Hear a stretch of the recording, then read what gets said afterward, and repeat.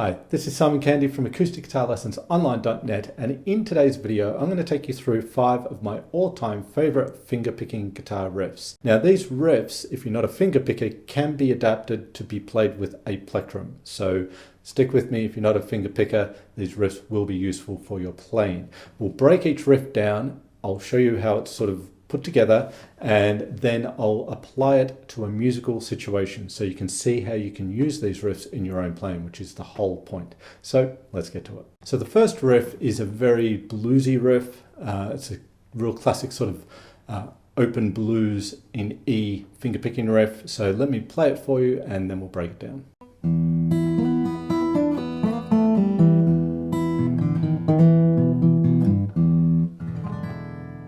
Okay, so this riff is really out of the box, fits great over the E7 chord. It's all about the E7 chord. Okay, so we're starting with open strings, the bookends here if you like, the low open, the high open. And then we get a slide into the 4th fret on the 3rd string, the B note. Then we play the open B, so we're playing the fretted B against the open B, and then an open E string. So we've got the swinging 8th notes, and then we get the pull off from the 3 to the open, and we slide up to the 3rd fret, the bluesy note there, the blues note. And that's a triplet figure 2. And then we come back, play the A to G open string, 2 to open, and then the root note E, and that's also a triplet figure. So you got the 8th notes, then triplets. And I like to use my 3rd finger for that E note. Might seem like an odd choice, but that's because it's sort of, I like to kind of keep it around this E shape. You don't have to do that. You can use your 2nd finger, that's fine. I use my 3rd there, but that first bar of the riff goes,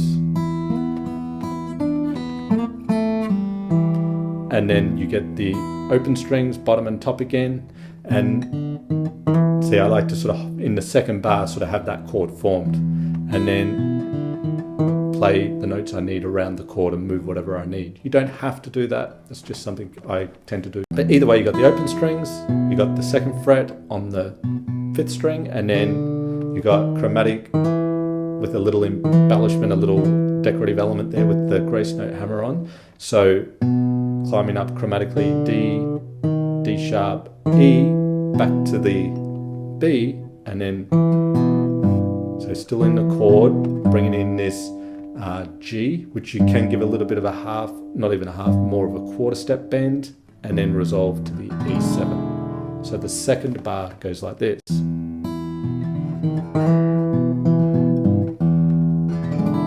Okay, and the whole riff very slowly.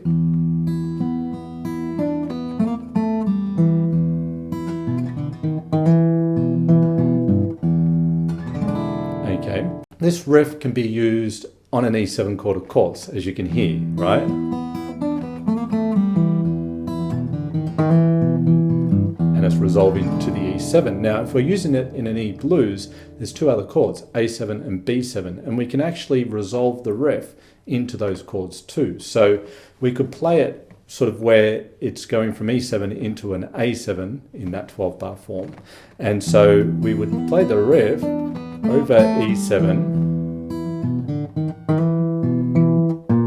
but change it at the very end just to connect into an A7 chord. So at the end there, instead of going to the E7, I went down to the A7. So just changing the direction of the bass in the last beat of the bar there to connect to A7. And you could do the same over a B7. Instead of going down to A, just bring it back to the B.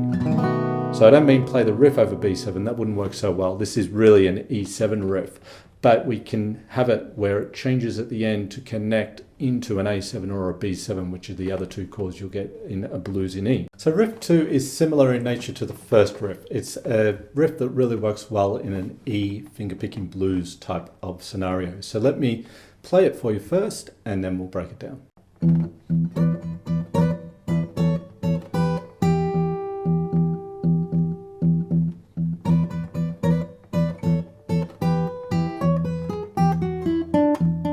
So this riff is doing a very common thing when fingerpicking through a blues, and that is pedaling the low open E string. Throughout the riff, we've sort of got this type of thing happening. And when I do that with my thumb, I've got to make sure that I mute it.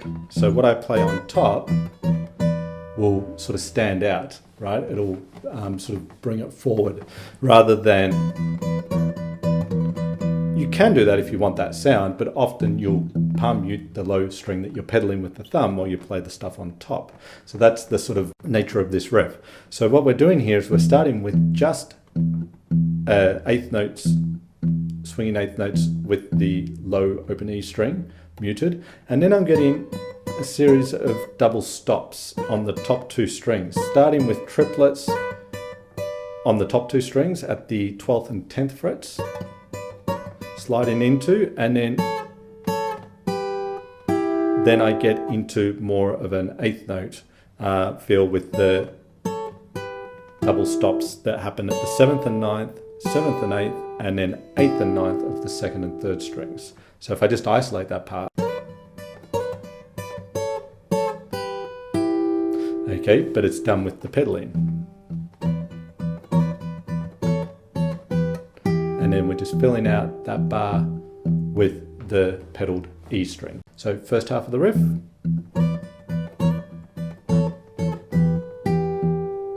And then it's very similar in the second part. It starts the same, but here. So we've got a little rundown, sort of an E major pentatonic scale there with some chromaticism and a little bit of the flat third there, the flat seventh rather, the D of the E7 chord we're playing over. So it's a little bit of both. It's got a major and minor sort of feel to it. Classic sort of bluesy phrasing. And so that's at the tail end of the riff. So the second time we're going and here. Okay, so let me just play through that for you nice and slowly. So pedaling, double stops, filling out the bar, then repeating.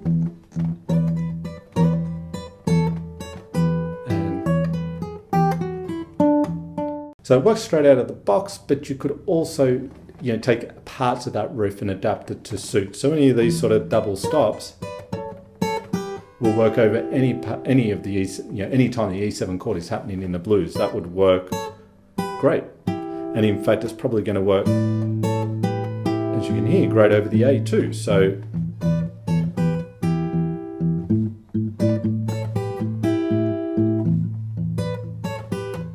So I'm just taking an element of the riff, the first part, and adapting it to fit over an E7 and an A7, and I could run that through the blues or any other part of the riff. So the idea is to not just see the riff as a whole, but to see it as all smaller little sub-riffs, if you like, that you can take out and apply in all sorts of different ways. Riff number 3 is an E minor pentatonic scale riff, but not as you would typically play one. It's going to use a lot of open strings. So let me play it for you first, then we'll break it down.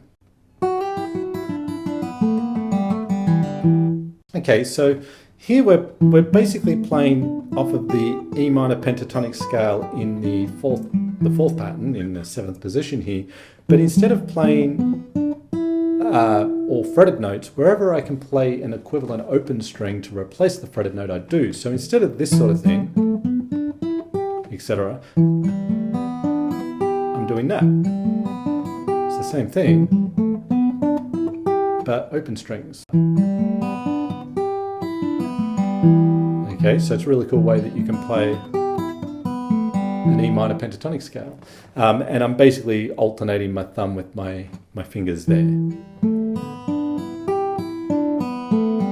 Okay, so that's the sort of scale I'm thinking of when I play this riff. Let's break it down. We're sliding into from the 7th to the 8th fret, and then we're playing the open first string. Then we're coming back to that 7th fret, playing it, then open first string again, 7th fret on the 3rd string, and open first string again, and then the 7th fret is repeated, and an open 2nd string. That's the first bar. Okay? And alternating my thumb with fingers there. And then the second half of the bar, we get a hammer-on pull-off. This is the A to B flat back to A, 7, 8 to 7, that's the blues note. And then the open third string, then back to the A, open third string again. Then we bring it down to the E, D, E. Or 7th fret on the 5th string, open 4th, 7th fret. So all together, very slowly.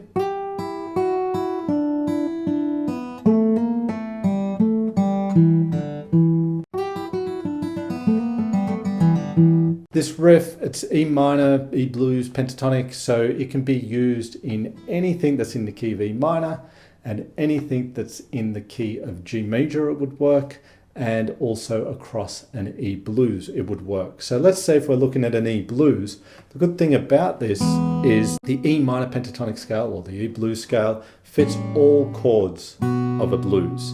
So it's going to be very, just straight out of the box, this riff's going to work on any one of those chords across the whole entire 12-bar blues form. So if I'm playing like an E,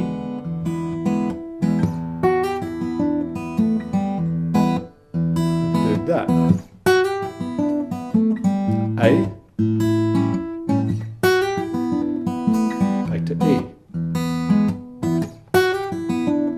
B, back to A, E, rather.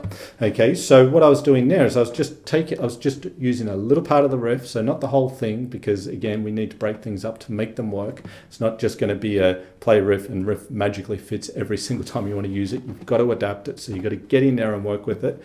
And I was just taking sort of the top part of that riff, changing the rhythm of it and changing some of the notes of it, but it's the same kind of riff. It's born from that first riff that I played. And I was playing it over the E7 chord, which you could hear over the E blues. And when it went to the A7 chord of that blues, you can hear it works great too. Because it's E minor, it's going to work over all the chords. And even on the B7, it'll work. And back to the E. Okay, so I could take like the lower part of the riff and do the same sort of thing, right? So on the A, it works, and it works on the E. I'm changing the rhythm a little bit there to make it fit. Okay, so the more you do this, you're really getting there and working your skills, and it's so valuable to do that. If you just learn riffs and just play them exactly as they are and always play them exactly as they are, it's going to be very hard to fit them into any sort of playing situation on the fly, and that's really what you want to do. Riff number 4 is a really cool A7 open strings sort of sounding riff again. This one I'm pretty sure I pinched from Jerry Reed, or at least adapted from his playing. If you haven't checked out Jerry Reed before, he was an incredible guitar player, very unique, lots of open string stuff, definitely worth checking out. But let's have a listen to this riff and then we'll break it down. Okay, so what's happening here is we're sliding into the 10th fret, from the 9th to the 10th, the root. We're thinking A7 here, the chord. It really fits over the A7 chord. And we're sliding from 9 into 10, the root note. Then we're playing the open first string, then the 11th fret of the 3rd string, and back to the open string. That'd be the first little sequence to get down. Because after that, you've got to slightly move position to get your first finger over the 8th fret. That 11th fret is repeated, only with the pinky this time, and then the open first string. So 2 parts. I would work on the first bar of this riff in 2 parts. I would do this, and get that going, and then you've got,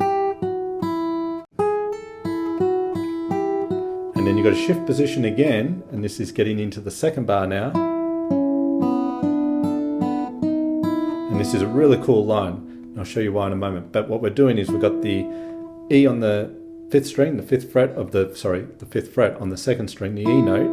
Then we're going to the 6th fret, open B, 7th fret, the 5th fret on the top string, and then we've got the open 2nd string. Then we're playing the 8th fret, then the open 1st string, open 2nd, and then resolve it into an A7 chord, and I'm going to play a little A7 chord fragment here with the low drone at the 5th position. So that second half,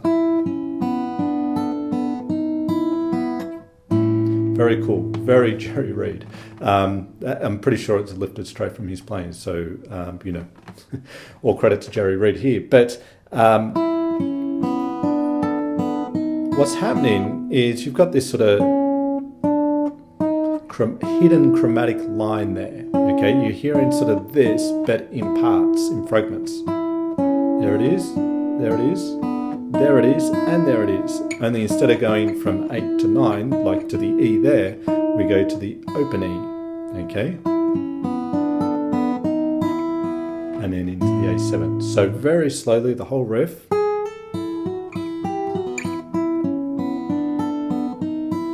When you speed it up a little bit, sounds really cool. It sounds really cool at a sort of medium tempo as well. Now it fits over an A7 chord, and I was resolving it into an A7. But I could also resolve it into D7. And just play my D7 there. Okay, so it's not, I'm not playing it on top of D7, I'm resolving into D7. Right there. And I could also resolve into the E7. So I could use this riff at different points throughout a 12-bar blues in A, just being aware of what's coming up. So I might need to resolve it into itself, the A, or I might need to resolve it to the E7 or the D7 or the E7. We could also create little, you know, smaller riffs again by breaking this up. So perhaps you could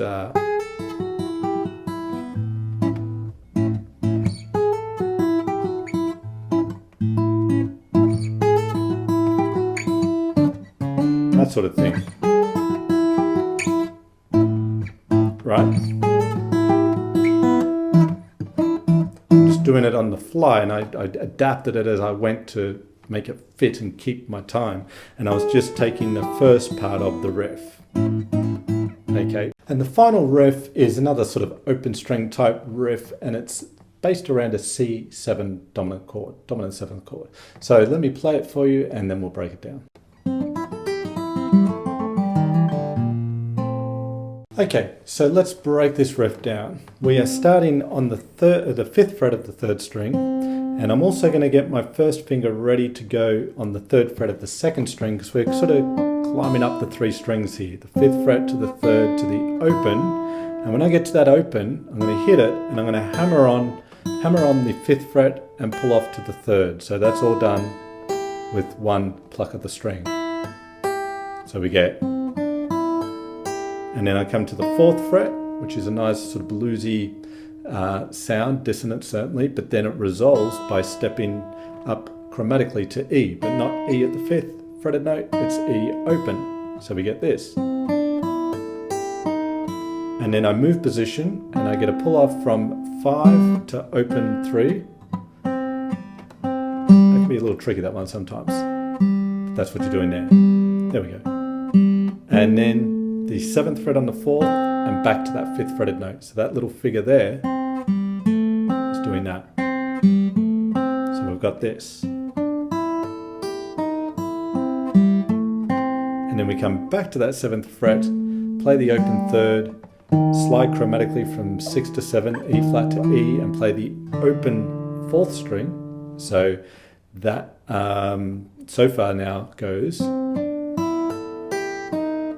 and then, that's how I'd sort of break it up into those 3 parts. The first part being this, second part, and third part, and then we're coming down and we're playing a little C7 chord, but it's a C7 with a B flat in the bass, and in fact it's a C13 if we want to be specific here, because we've got the A in there with a B flat in the bass. That's really nice. I like the sound of that chord. If you wanted something a little bit more in, you could just play your standard sort of, or even standard C7 chord or C9 chord. Either way. I like that, but you Okay. So this riff works really nicely, as you can hear, over a C7. So you could move it through a blues, and then you could move it into the F, the next chord in the blues, back to the C, and maybe to the G, etc. And you'd make it fit by either altering the rhythm or leaving off some notes. So again, getting in there and pulling it apart. But this riff could be used and adapted for a completely different sort of scenario, as many riffs can, and you really want to get in there and do that. You can pull them apart in all sorts of ways, change things about them, and make them work in a completely different scenario, different keys. So for example, this riff here, it does fit nicely over a C7, but it's very A minor in nature too. It's all very... So if I had a sort of groove, let's say that was a sort of 2/5 progression, A minor to D7, D9 here. Right, I could take a little part of that riff, maybe that.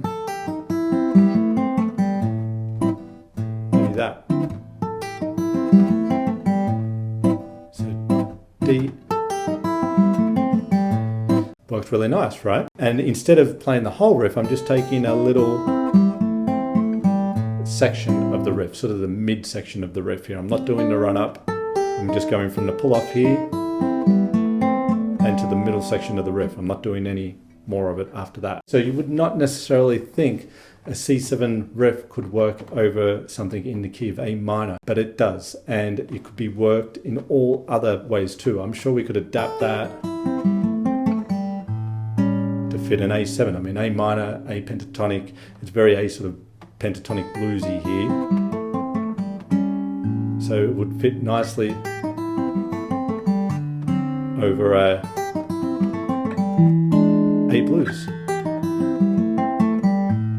Okay, so you can do a lot with a single riff, and the more you work it, the deeper you dig, the more you'll get out of it, the better your skills will become to be able to do all these things on the fly. If you like this video, then you'll love this ebook audio I've created for you called Unique, Refreshing and Unpredictable Sounding Fingerpicking Riffs for Your Acoustic Guitar Soloing. In this ebook, you learn the open string soloing approach, plus a number of open string riffs and runs you can use in your own playing. First, you get the method down. Then you learn some really cool sounding open string riffs born from this unique approach. You also learn how to connect these riffs together in various ways to create some great sounding guitar solos. There'll be 2 solos I'll walk you through in this ebook that demonstrate how to inject this style into your own guitar playing. So click the link below in the description of this video and download your free copy of the ebook audio Unique, Refreshing and Unpredictable Sounding Fingerpicking Riffs